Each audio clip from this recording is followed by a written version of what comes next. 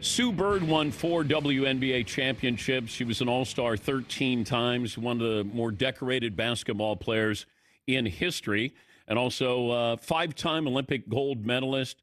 Just named USA Basketball Women's National Team Managing Director. That's a hell of a title there. Is that on your business card? And what exactly does that mean, Sue?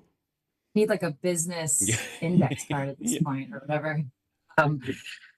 Managing director. It's basically what Grant Hill did for the men's team. So like a GM, pick the coach, pick the players, and then win some gold medals.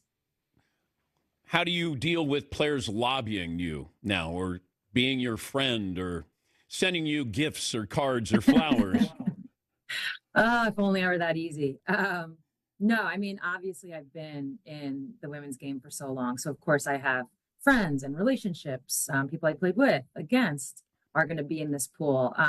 But that's just where my experience, my perspective, my understanding of what makes teams great and how to build that and how people have to complement each other. That's where that just comes into play. And that's what's going to be guiding me. It's not going to be flowers or gifts.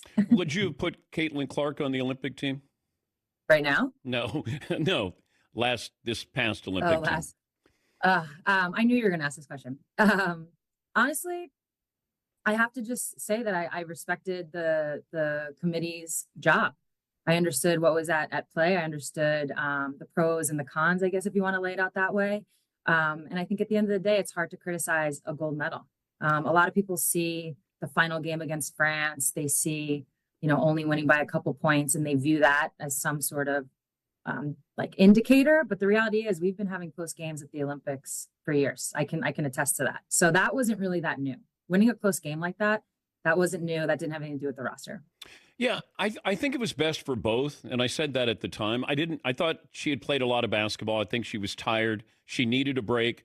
I didn't think she earned it. And there were other players who probably were in front of her who didn't make it as well. I'm going to guess she'll probably be on the next Olympic team. Just guessing. I mean, TBD. Yeah. We got 3 years. How's your jumper? I still got it. Now the moving like side to side, that's a little tougher, but the jumper's still there. Do you ever show up at a park and just start shooting? No. I have a friend who coaches at a nearby college. I'll just grab the keys from her. But sometimes I walk by parks and I assess. What do you think about your Knicks stealing 2 games in Boston? Oh gosh, I couldn't be happier. I mean, I think the Detroit series just set them up for this. It gave them something, a mental toughness that you're not really seeing in a lot of other teams right now. Would you give up one of your gold medals if it meant the Knicks were going to play in the NBA Finals? No guarantee they would win. Would you give up a gold medal? Absolutely not. And I love the Knicks. Come on. What are we talking about? You got 5 of them. Come on. If it meant the Knicks. No?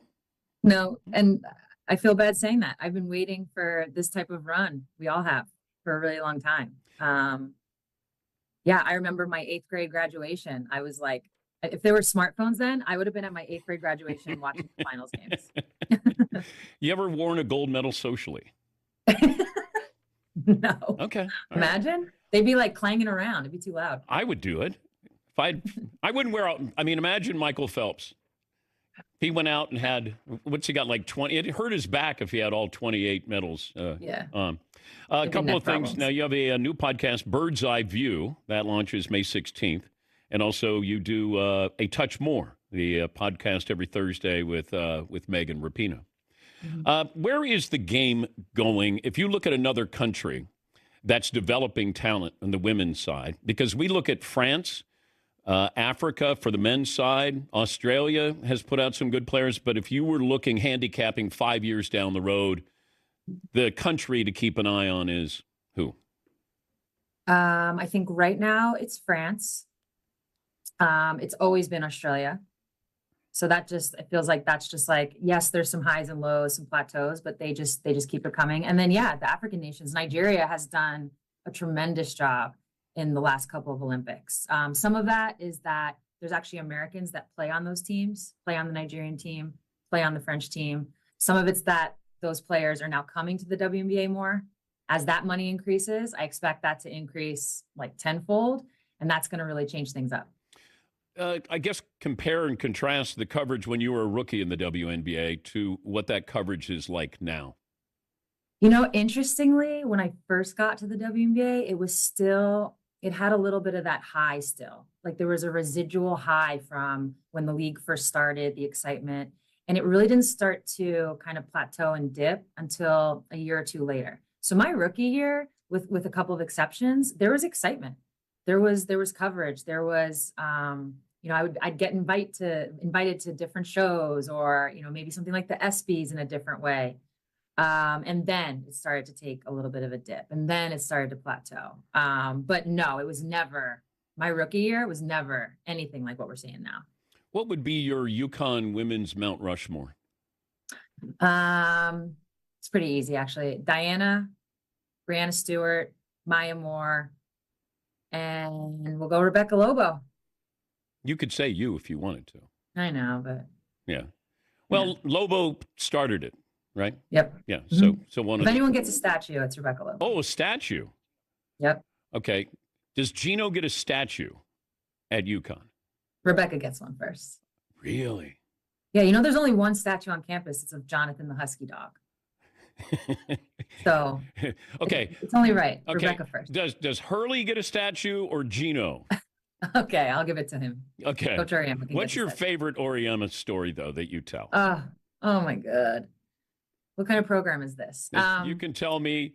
He used to say to me, he goes, I have to talk to my wife, it's that time of the month and I'm dealing with these women, and I'm just like he was saying, dealing with you guys at practice sometimes.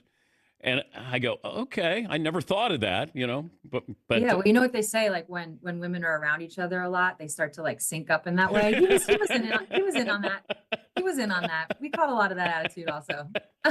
When did you get to the point where you could make fun of him? Yeah. Or when? Yeah. You can do it. He likes it when you're a player. Like he wants you to react and respond. Okay. So he's okay with a little. He's okay with it. I think my favorite story is, and I actually just told this one recently. I got his permission, so we're good. Okay. We're playing Tennessee, obviously huge rivalry.